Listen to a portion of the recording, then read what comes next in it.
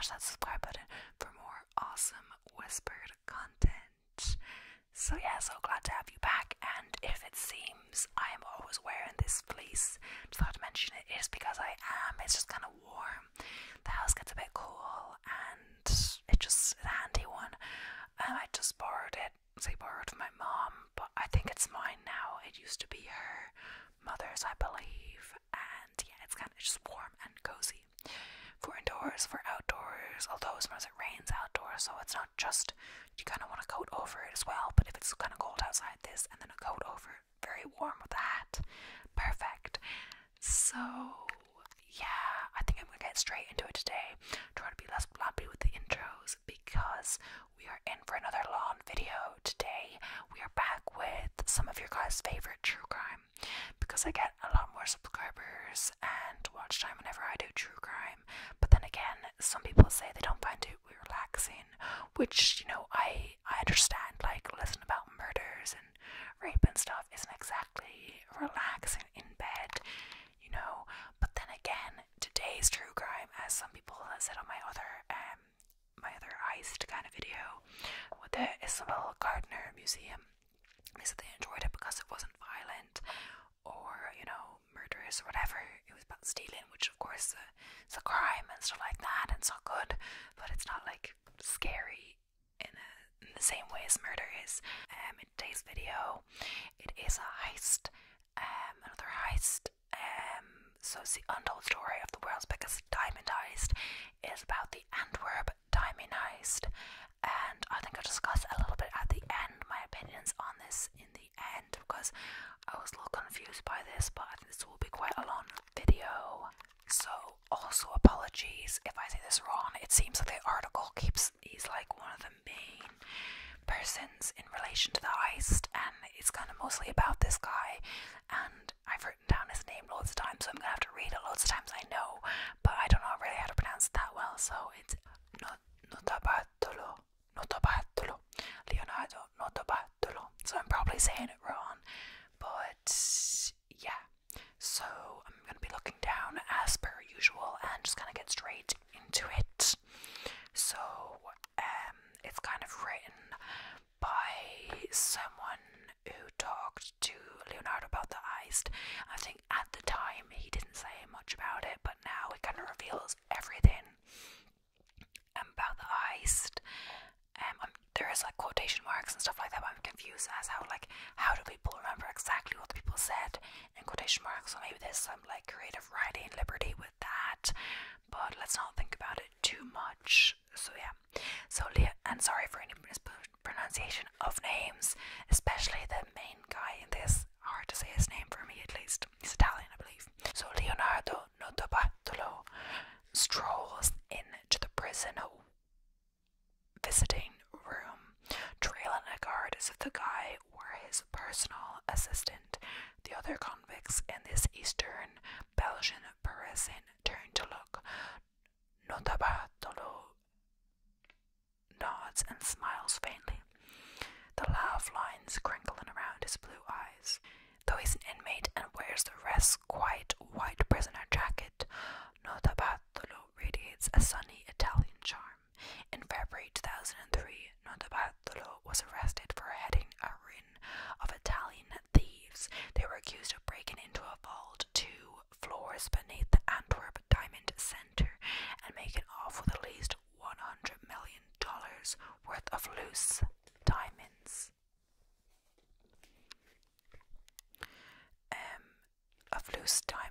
Gold, jewelry, and other spoils.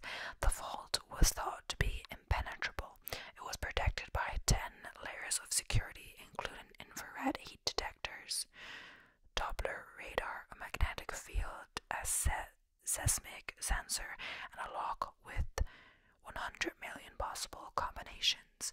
The robbery was called the heist of the century, and even now the police can't explain exactly how it was done.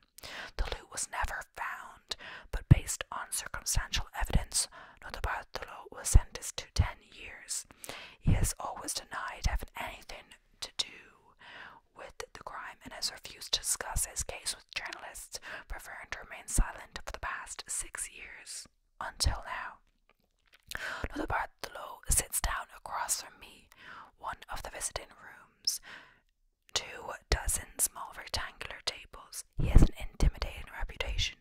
The Italian anti-mafia police contend he is tied to the Sicilian mob, that his cousin was tapped to be the next capo dei gruppi, the head of the entire organization. Notabatolo intends to set the record straight. He put his hands on the table. He had 6 years to think about what he is about to say. I may be a thief and a liar, he says in beguiling Italian accented French, but I'm going to tell you a true story. It was February 16th, 2003, a clear frozen Sunday evening in Belgium. The Bartholomew took the E19 motorway out of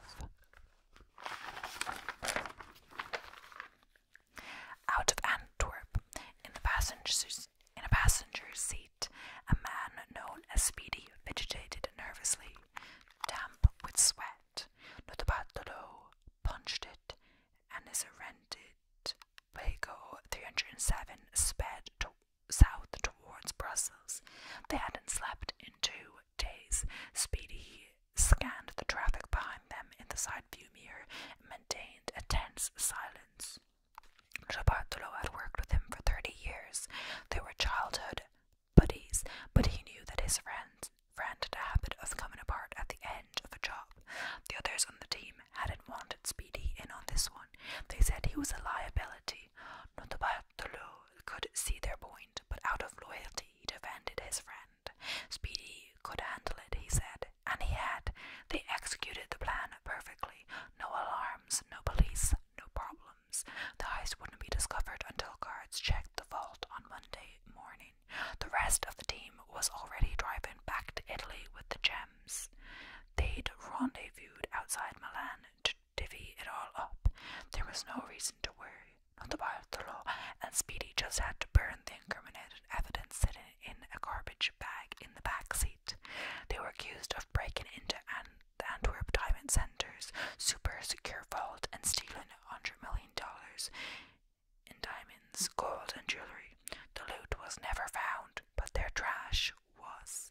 Not the Bartholomew pulled off the highway and turned onto a dirt road that led into a dense thicket. The spot wasn't visible from the highway. The headlights of passing cars fractured through the trees. The Bartholomew told Speedy to stay put and got out to scout the area. He passed a rusty, dilapidated gate that looked like it hadn't been touched since the Second World War. It was hard to see in the dark, but the spot seemed abandoned. He decided to burn stuff near a shed beside a small pond and headed back to the car. When he got there, he couldn't believe Speedy had lost it. The contents of the garbage bag was strewn amongst the trees. Speedy was stomping through the mud, hurling paper into the underbush. Spools of videotapes done to the branches. Spools of videotapes clung to the branches like streamers on a Christmas tree. Israeli and Indian currency skittered past a half-eaten salami sandwich. The mud around the car was flecked with dozens of tiny glittering diamonds. It would take hours to gather everything up and burn it. I think someone's coming, Speedy said, looking panicked. North Bartholomew glared at him.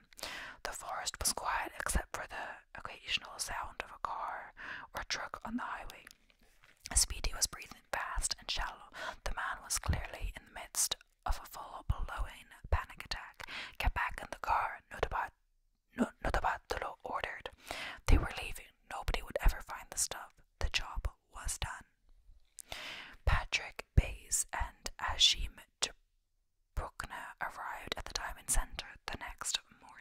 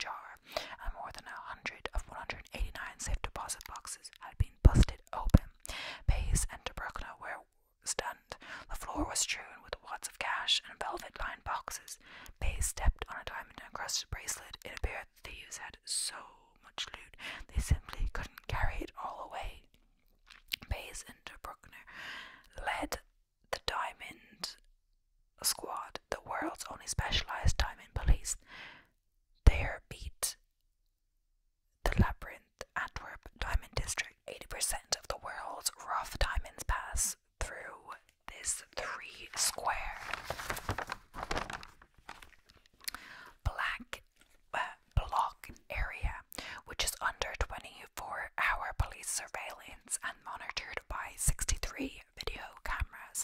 About $3 billion worth of gem sales were reported here in 2003, but that's not counting a hidden world of handshake deals and off-ledger transactions.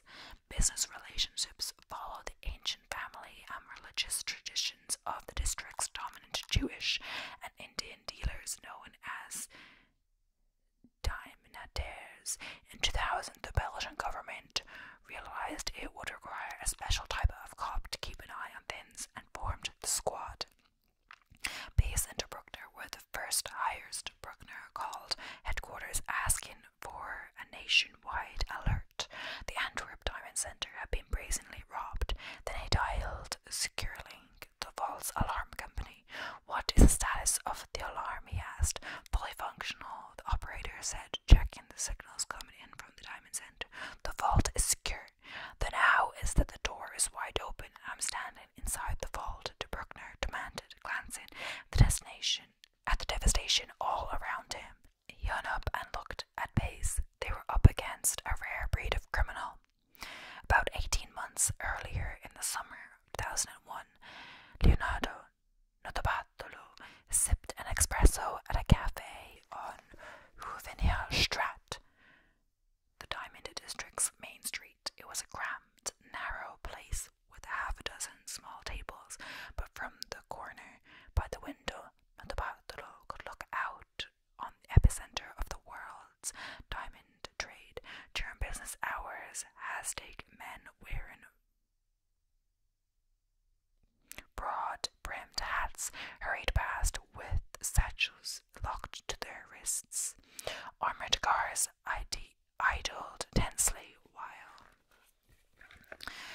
burly couriers with handguns wheeled away small black suitcases. There were Africans in bright blue suits, Indian merchants wearing loops around their neck, and bald Americans with reading glasses pushed up on their mottled heads. Billions of dollars in diamonds passed by the cafe's window. During the day, they travel from office to office in briefcases, coat pockets, and off-the-shelf rollies. At night, all these gems are locked up in safe and underground vaults. It's one of the densest concentrations of wealth in the world. It's also a thief's paradise.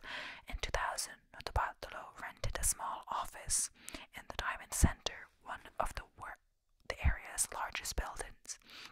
He presented himself as a gem importer based in Turin, Italy, and scheduled meetings with numerous dealers. He bought small stones, paid cash, dressed well, and cheerfully mangled the French language.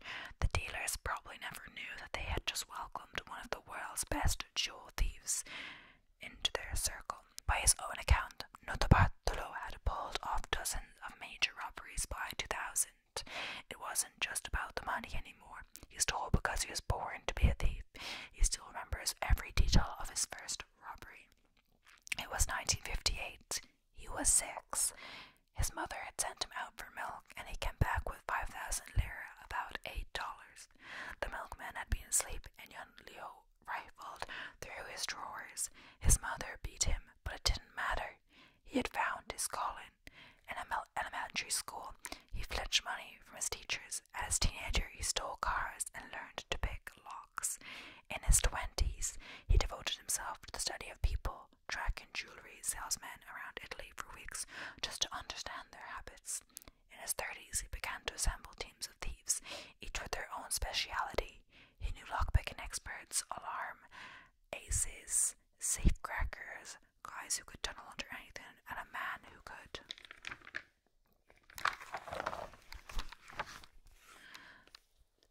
scale the sleek exterior of office buildings. Each job brought a different mix of thieves into play. Most, including Notarbartolo, lived in or near Turin, and the group became known as the School of Turin. Notarbartolo's speciality was charm, acting the part of the jolly jeweler. He was invited into offices, workshops, and even vault rooms to inspect merchandise. He would buy a few stones, and then a week or a month later steal the target's entire stock in the middle of the night.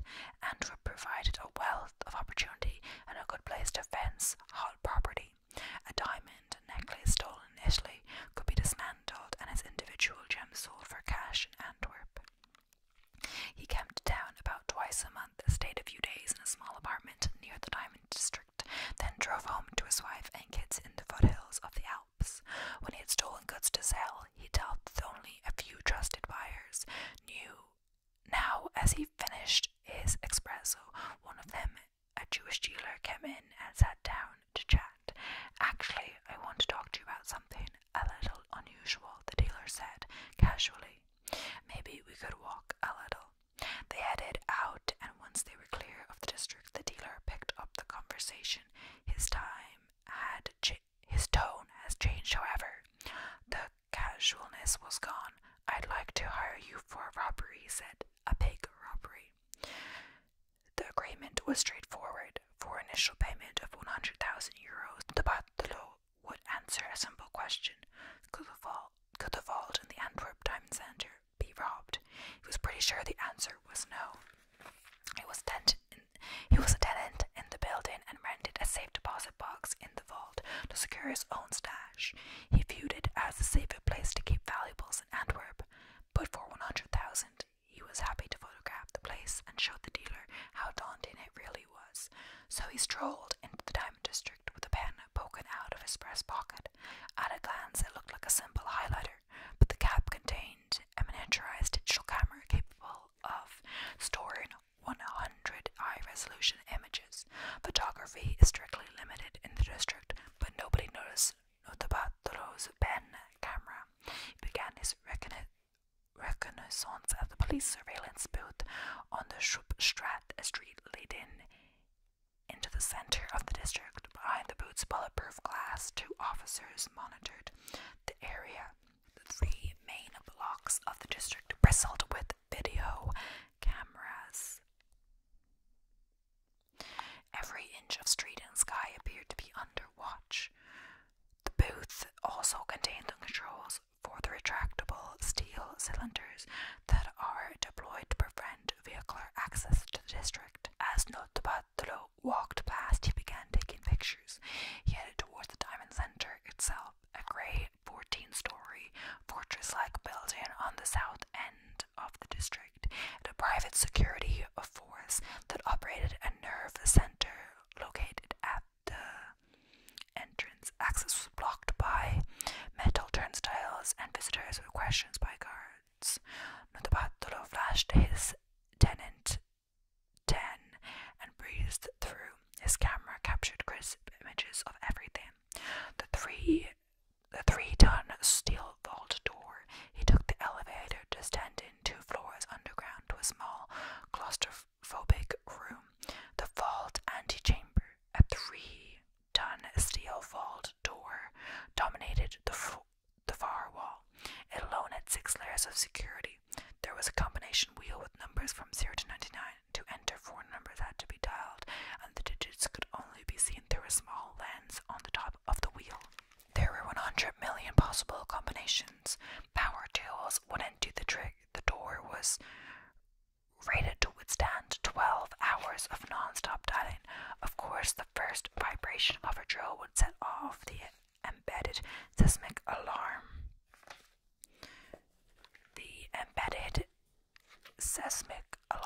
Anyway. The door was monitored by a pair of abutting metal plates, one on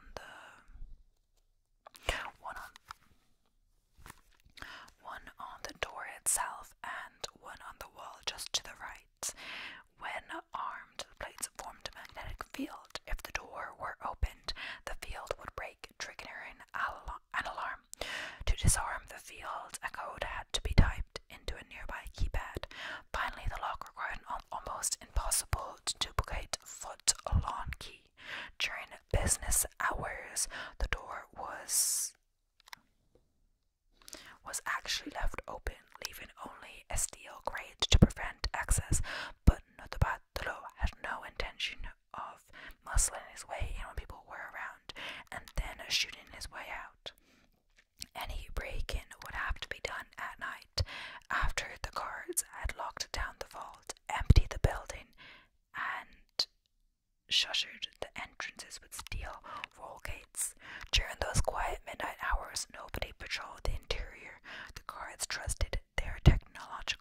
appearances.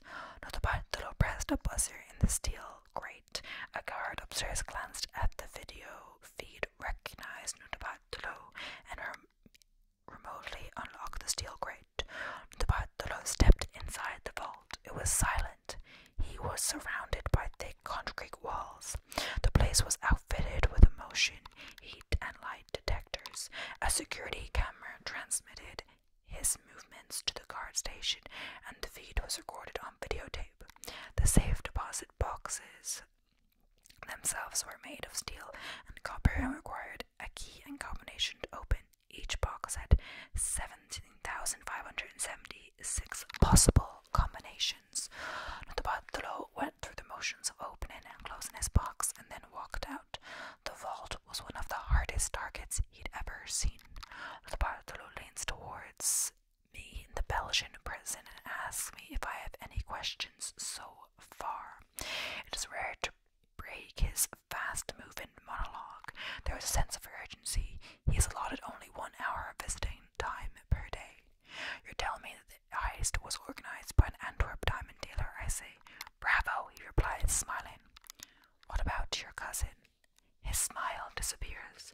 Notabartolo was born in Palermo, Sicily, and members of his extended family have been dogged by accusations of mafia connections. These accusations reached a crescendo last year when anti-mafia police arrested Notabartolo's cousin, Benedetto Capizzi, claiming he was about to become the new leader of the Sicilian mafia. Notabartolo says the Italian authorities traveled to Belgium soon after the heist to question him about Capizzi's possible role in the robbery. If there is an organized crime link, Notabartolo might be inventing a story about the Jewish diamond dealer to distract attention from what really happened. Notabartolo scoffs at this idea and insists that his cousin had nothing to do with the heist. The reality, Notabartolo says, is what he thought. The vault was impregnable. He didn't believe it could be robbed until the dealer went to extraordinary lengths to prove him wrong. The target, the Antwerp Diamond Centre, was protected by 10 layers of security. The door, combination dial 0 to 99, 2 keyed lock, 3 seismic sensor built in, 4 locked steel grates, 5 magnetic sensor, external security camera. The vault, 7 keypad for disarming sensors, 8 light sensor, 9 internal security camera, and 10 heat motion sensor approximate location. It took 5 months for the diamond dealer to call back after Notabartolo told him the heist was impossible. He'd even given him the photographs to prove it. Notabartolo thought that would be the end of it, but now the dealer wanted to meet at an address outside Antwerp. When Notabartolo arrived, the dealer was waiting for him in front of the abandoned warehouse. I want to introduce you to some people, he said, unlocking the battered front door. Inside, a massive structure was covered with black plastic tarps. The dealer pulled back a corner and they ducked underneath. At first, Notabartolo was confused. He seemed to be standing in the vault antechamber. To his left, he saw the vault door. It was inside an exact replica of the Diamond Center's vault level. Everything was the same as far as Notabartolo could tell. The dealer had reconstructed it based on the photographs he had provided. Notabartolo felt like he had stepped into a movie. Inside the fake vault, 3 Italians were having a quiet conversation. They stopped talking when they saw the dealer and Notabartolo. The dealer introduced them, though Notabartolo refused to reveal their names, referring to them by nicknames. The genius specialized in alarm systems. According to the dealer, he could disable any kind of alarm. You can disable this, Notabartolo asked, pointing at the replica vault. I can disable most of it, the genius said with a smile. You're going to have to do 1 or 2 things yourself, though. The tall, muscular man was the monster. He was called that because he was monstrously good at everything he did. He was an expert lockpicker, electrician, mechanic, and driver, and ignored little scared of him, which was another reason for the nickname. The King of Keys was a quiet old man. His age stood apart from the others. He looked like somebody's grandfather. The diamond dealer said that the wizened locksmith, was among the best key forgers in the world. One of his contributions would be to duplicate the nearly impossible to duplicate footlong vault key. Just get me a clear video of it, the man told Notabatolo. I'll do the rest. That's not so easy, Notabatolo pointed out. The King of Keys shrugged. That wasn't his problem. Don't worry, the genius said. I'll help. In September 2002, a guard stepped up to the vault door and began to spin the combination wheel. It was 7 a.m. It was right on schedule, directly above his head, and invisible behind the glare of a recessed light, a fingertip-sized video camera captured his every move. With each spin, the combination came to rest on a number. A small antenna broadcast the image. Nearby, in a storage room behind the vault, an ordinary-looking red fire extinguisher was strapped to the wall. The extinguisher was fully functional, but a watertight compartment inside housed electronics that picked up and recorded the video signal. When the guard finished dialing the combination, he inserted the vault's key. The video camera recorded a sharp image of it before it disappeared inside the keyhole. He spun the handle and the vault doors swung open.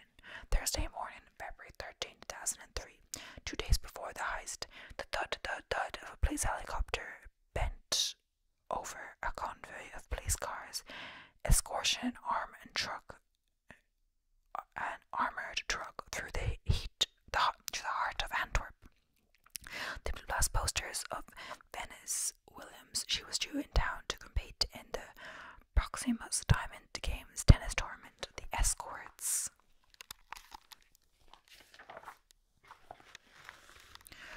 bristled with firepower. They belonged to a special diamond delivery protection unit, and each cop carried a fully automatic weapon. Their cargo, De Beers' monthly shipment of diamonds, worth millions. De Beers is the world's largest diamond mining company. In 2003, it controlled 55% of the global diamond supply and operated mines in South Africa, Namibia, and Botswana, among others. The rough, unpolished gems were flown to London, where they were divided and placed in 120 boxes, one for each official De Beers distributor, many of which were headquartered in Antwerp. Every month, Antwerp's share of the boxes was flown into Belgium and transferred to a Brinks armored truck. Once the truck's door slammed shut, the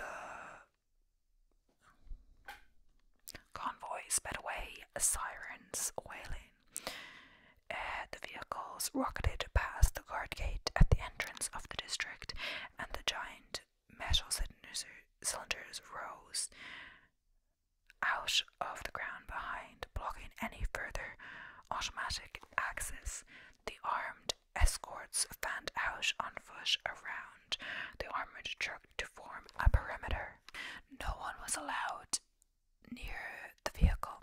The doors swung open and the boxes were quickly carried through an unremarkable entrance in the middle of the block. Notabatolo was buzzed into the vault the next day, Friday, February 14th, the day before the robbery. He was alone. In his jacket pocket, he carried a can of woman's hairspray. Notabatolo used woman's hairspray to temporarily disable the vault's combined heat/motion sensor. A security camera recorded his movements. Police would later watch the footage, but the guard had gotten used to the Italian's frequent visits and wasn't paying attention.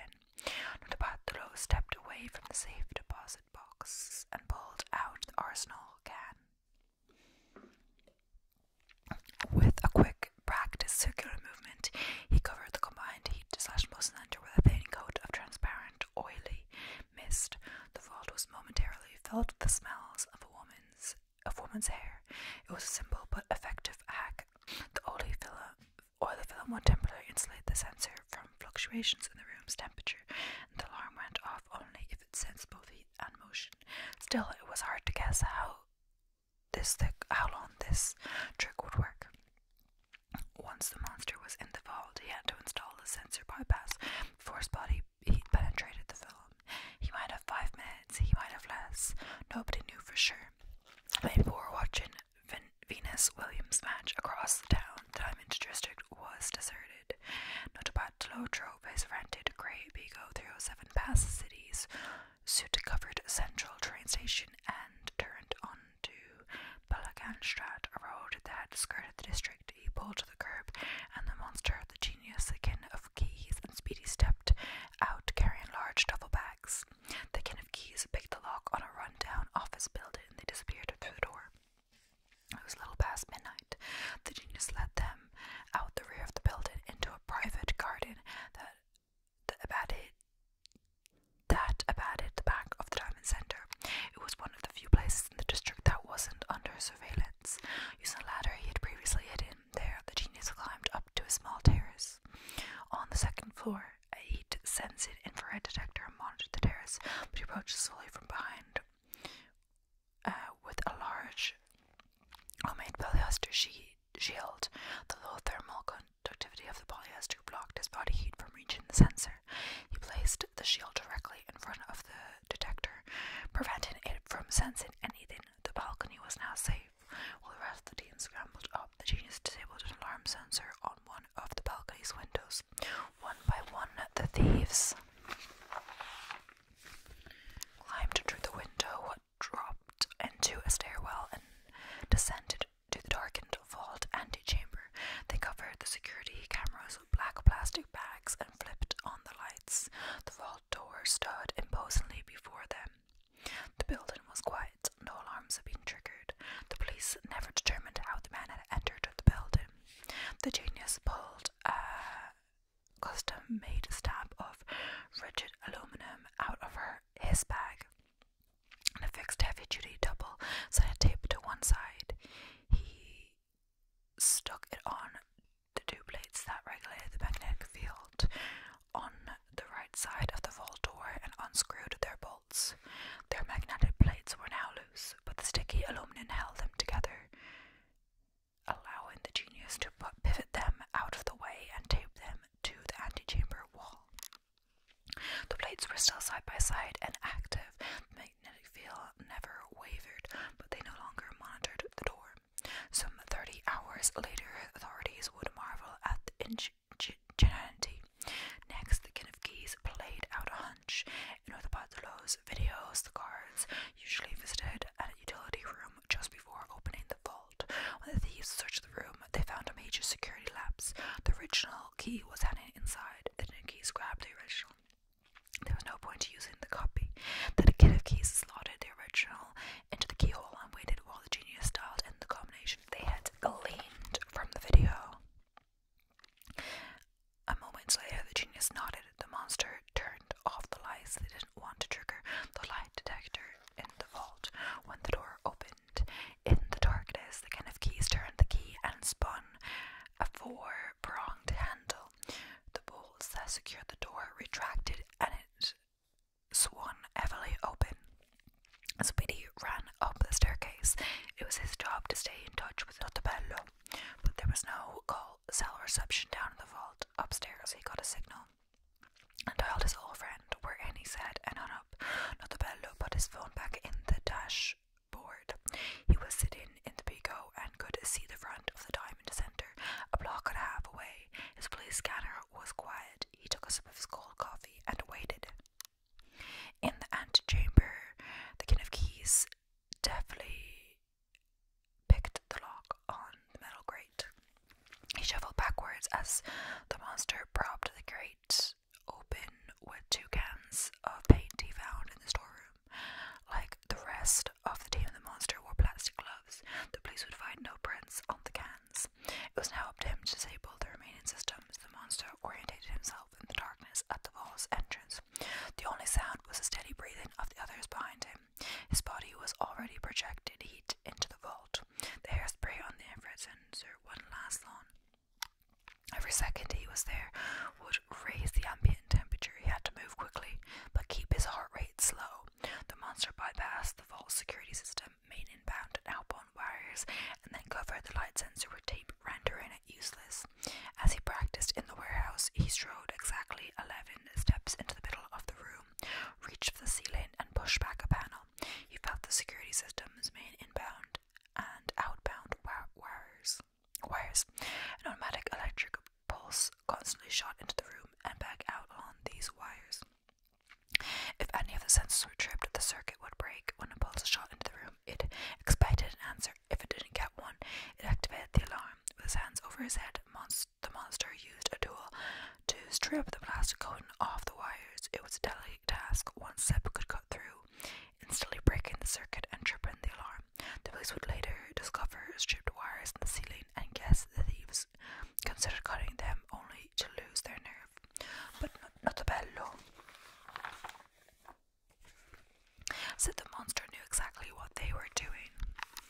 Once the copper wires were exposed, he clipped a new pre-cut piece of wire between the inbound and outbound cables. The bridge rerouted the incoming electric pulse over to the outbound wire before the signal reached the sensors. It no longer mattered what happened further down the line. The sensors were out of the loop. It was now safe for the others to enter. Still, the men were cautious. They blinded the heat/motion detectors with a styrofoam box cover, the light detector with tape, and then set to work. The king of keys unloaded a homemade hand cranked drill and fitted it with a thin shaft of metal. He jammed the shaft into one of the locks and cranked for about 3 minutes until the lock broke, snapping open the box. The guys took turns yanking the contents out.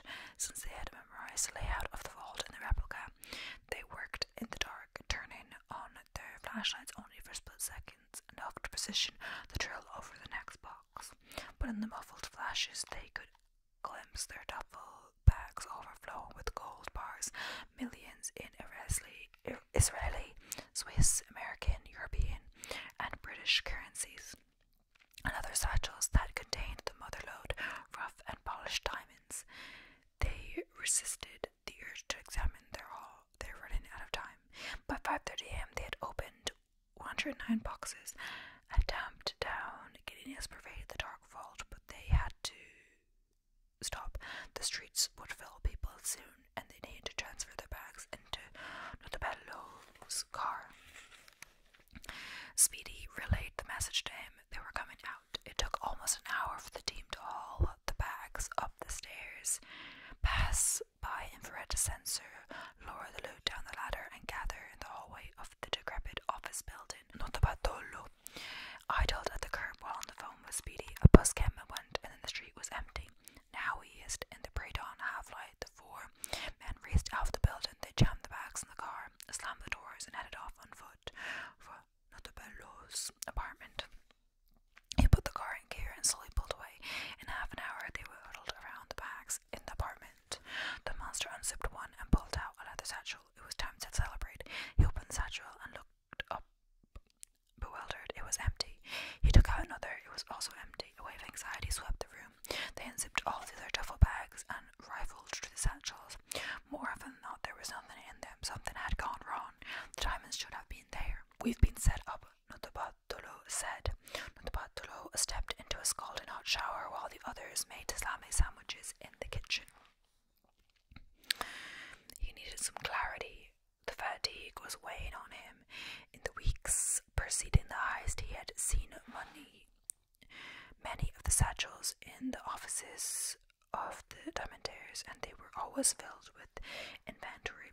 He expected the total take to exceed $100 million. But now they were looking at a fraction of that, probably about $20 million. About the law reflected on his interaction with the diamond dealer, and a thought flashed through his mind. Maybe the dealer wasn't operating alone. If he tipped off a group of his fellow merchants, they would have pulled their inventory out of the vault before the heist. Each would then claim that their gems were stolen and collect cashed the insurance while secretly keeping their stones. Most had safes in their offices. They could have simply kept the stock there. Notabatolo realized the heist he had spent so much time planning might have actually been part of a elaborate insurance scam. He shut off the water half an hour earlier. He was a kid. Now he felt like a pawn. Speedy and Notabatolo were in the E19 heading out of Antwerp. It was 6 o'clock on Sunday evening. Notabatolo settled in for the 10-hour drive back to Turin. The garbage belt filled with incriminating evidence sat in the back seat. Notabatolo planned to stop in France and burn it, leaving no trace of the crime. But Speedy was having trouble. His face was ashen, and his eyes stared madly at the cars around them. Finally, after only 20 minutes on the road, he snapped. "I can't do the drive," he said. The guy was melting down. Notabatolo told him to take it easy. He'd drop him at the train station in Brussels if that's what he wanted. Might actually be nice to do the trip without him driving him crazy. "We can't take the garbage into Brussels," Speedy stammered. The city was crawling with cops. Maybe they would be looking for them. They couldn't run the risk. They had to drop the bag immediately. "Pull off up here," he said, probably from the passenger seat. "This is a ridiculous time to be having a panic attack. Notabatolo muttered. "Just pull off." His friend snapped. Notabatolo took the exit and surveyed the darkened surroundings. "There's a dirt road," Speedy said. "Peering into the forest. It'll be perfect." August Van Camp likes weasels. 59-year-old retired Belgian grocer had two. He called it Mickey and Minnie, and he enjoyed sending them down holes in the forest.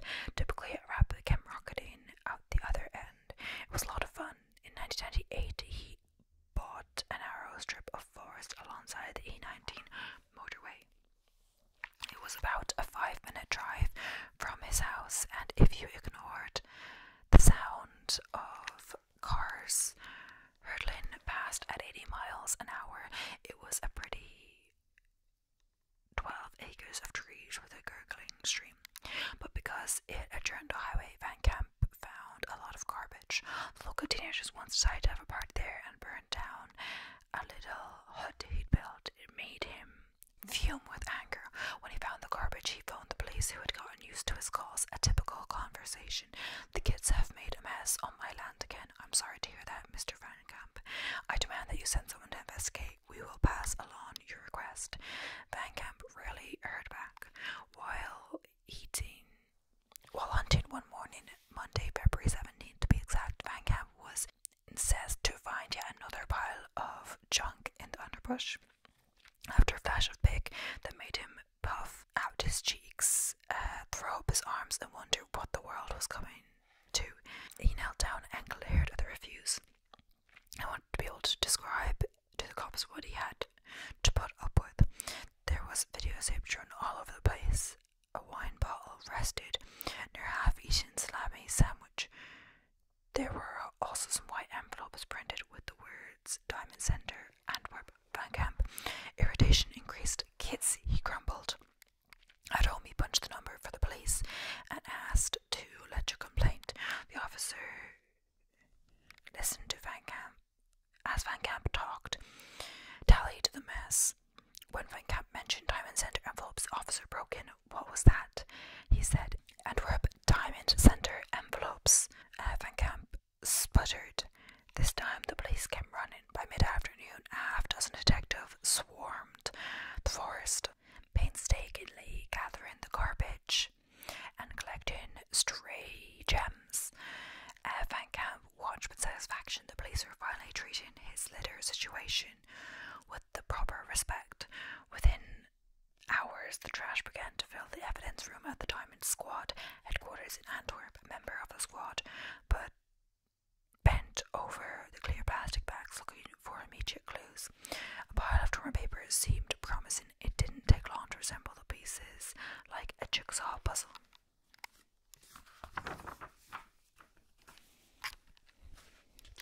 It was an invoice for a low-light video surveillance system. The buyer, Leonardo Notabatolo, back at Van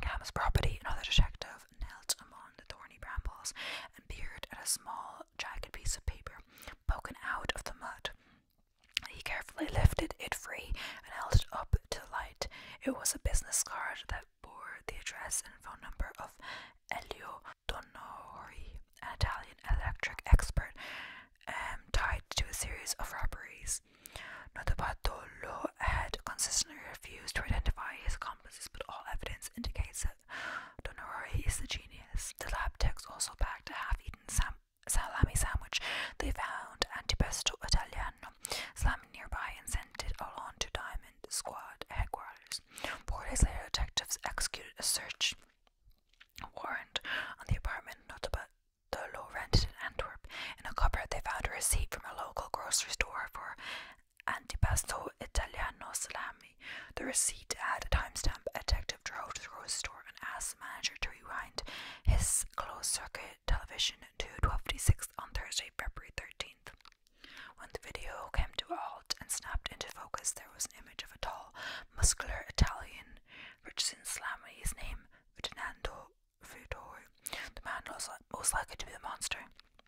On Monday, about 36 hours after the job was completed, the team of thieves reassembled at a bar in Antwerp, Italy, a small town about 50 miles northeast of Milan.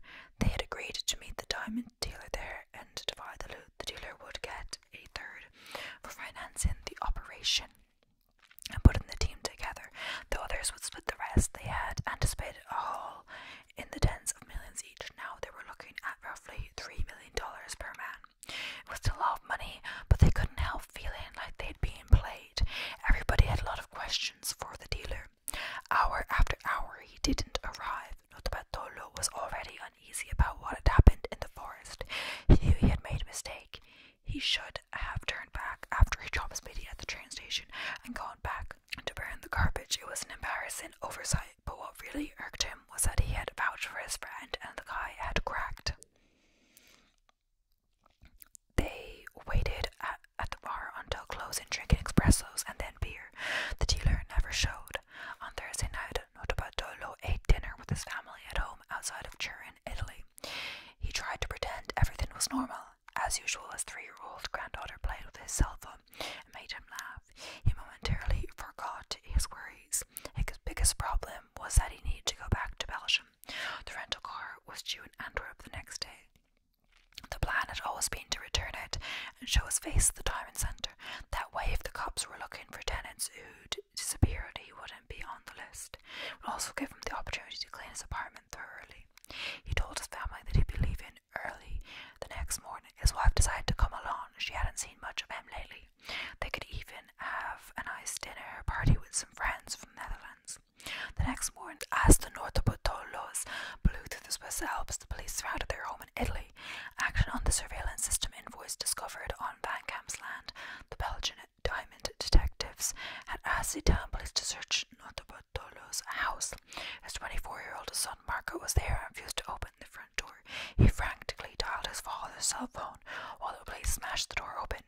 In Notarbartolo's jacket pocket, his phone flashed but made no sound. His granddaughter had accidentally turned off the radio the night before. Marco called his mother's phone. It was turned off. He tried his dad's phone repeatedly. It just ran and ran, unaware. Notarbartolo sped towards Antwerp. As Notarbartolo drove back to Belgium base and Tobruk wondered whether they'd ever catch the thieves. They could be anywhere by now. Brazil, Thailand, Russia. It never occurred to the detectives that one of the robbers would walk back into the district, but that's exactly what Notarbartolo did. While one of his friends from the Netherlands waited on the street outside the Diamond Centre, Notarbartolo waved at the security guard and dropped in to collect his mail. The guard knew that the police were investigating Notarbartolo and called the detectives. When the police arrived, they found Notarbartolo chatting with the building manager and began peppering him with questions. The friend took off as Notarbartolo stalled for time, pretending to have trouble understanding French and claiming that he couldn't remember the exact address of his own apartment. He just knew how to walk there. "Let's go then," Pace said. and loaded the Italian into the car. Eventually, Notarbartolo pointed at the apartment as a police car pulled to the curb. Notarbartolo's wife and friends who had come for dinner stepped out of the building. They were loaded down with bags, and one carried a rolled up carpet. Another minute and they would have been gone. The police took everyone into custody. The bags contained critical evidence. The police dug out a series of prepaid SIM cards that were linked to cell phones used almost exclusively to call 3 Italians: Ilio Donori, the genius Fernando Finetto, Alice the monster, and the person most likely to be Speedy, an anxious, paranoid man named Petro.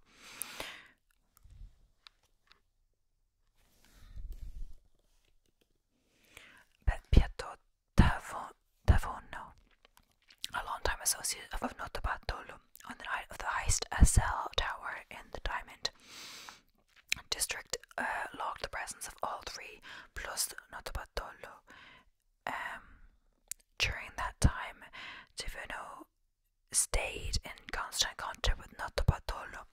The day Notarbartolo was arrested, Italian police broke open the safe at his home in Turin. They found 17 polished diamonds attached to certificates that the Belgian diamond detective traced back to the vault. More gems were vacuumed out of the rolled up carpet from Notarbartolo's Antwerp apartment. The Belgian courts came down hard. They found Notarbartolo guilty of orchestrating the heist and sentenced him to 10 years. With the cell phone records and the peculiarly precise salami sandwich evidence, the Belgian detectives persuaded French police to raid the home of Finetto's girlfriend on the French Riviera. They retrieved marked $100 bills that the detectives say belonged to one of the Diamond Center victims. Legal proceedings dragged on, but Finetto was finally arrested in Italy in November 2007 and is serving a 5-year sentence there. When questioned by police in Italy, Denaro admitted that he had installed security cameras in Notarbartolo's office but denied any involvement in the crime. Nonetheless, his DNA was found on some adhesive tape left in the vault. He was extradited to Belgium in November 2007 to begin a 5-year sentence.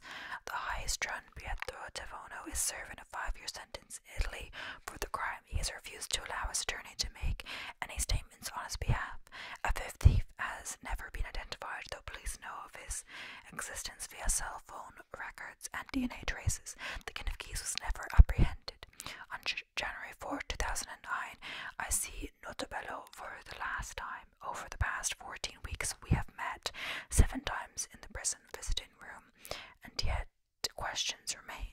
Was $100 million stolen? Or, as the police estimate, or just $20 million, as Notarbartolo insists? Does it make sense that the heist was part of a larger insurance scam, or is Notarbartolo's story a decoy to throw suspicion on others? Perhaps Notarbartolo's cousin, the mafia don, was behind the whole thing. Whatever the truth, where is the loot now? The murky nature of the diamond trade makes it difficult to get clear answers. For instance, Detective DeBurgo says that 3/4 of the business is done under the table. Since there were roughly $25 million in legitimate claims at the time of the heist, he calculated that at least another $75 million were stolen. The total value of the heist is about $100 million. If Notarbartolo insurance scam theory is correct, it went down like this. The dealers who were in on it removed their goods, both legal and illegal, from the vault before the heist, and then filed claims on the legitimate claims. Denise Oliver, the adjuster who investigated the robbery for insurers, called this the double whammy. These dealers would have gotten the insurance payouts and kept their their stock. $20 million found by thieves belonged to thieves not in on the scam. Or there was no insurance scam. The thieves actually found $100 million in the vault. Nottabello has spun the story to cloud the trace origins of the heist. Regardless of which theory is correct, there is agreement that the thieves got away with millions that were never recorded. Nottabello refuses to talk about what happened to the goods, adding that is something best discussed once he is out of prison. In the meantime, his share may very well be waiting for him, hidden somewhere in the foothills of the Italian Alps. So that is the end of my notes. It was quite a long one, as the ones tend to be lately. It's just how it is. But yeah, what I was talking about earlier, if you've got that far, it was something confused by this, is that the whole article kind of, I think it's because that's the person, the guy writing the article or woman writing the article, met in prison. And also, if you hear the dates, it says recently, but like this was in 2003 and it's 2023 now, so that was 20 years and he served 10 years, so I assume he's out of jail, prison, and everyone involved is out of prison. So I'm not sure what's usual for that amount of crime, but maybe it's less because of they didn't have like exact evidence. I don't know exactly. But what I found interesting was that it always focuses on Nottabello. I'm saying this maybe very wrong, but I looked up how to pronounce it, but maybe I'm saying it wrong still. But it focuses on him and stuff like that. But the person who financed the operation and asked him to do it, and the others aren't as focused on. But it's weird because Nottabello was never in the vault itself. All I can see that he did is take photos and videos and drove the car. He didn't disable any of the alarms or do any of the techniques that, and they say he assembled the thieves. He didn't. It was the other guy, the guy who financed it, seemed to assemble the thieves. Also, maybe he just got stuck with the blame, but it seems like some of the others actually did more. And then also it comes to question, like, where did the guy who financed the operation, or whatever we call it, I say finance because before they did the loot, he like built the replica and all of that with his own money, I believe. But I don't know, they never met with him, so was he in on some insurance scam or what? And does the insurance scam then really make sense, because not all of it was legitimate? So yeah, does it make sense they only found $20 million if 25 million gems were, you know, claimed in insurance claims? Like, where did the rest go, if you know what I mean? But anyway, I hope you found it interesting. I have some questions about that. I don't really know. I don't think I've seen another ASMR video on this topic, so it's interesting. But I hope you enjoyed, and thank you so much for watching. Please don't forget to subscribe for more whispered content, and I'll see you in the next one. Bye for now. Bye for now. Bye for now.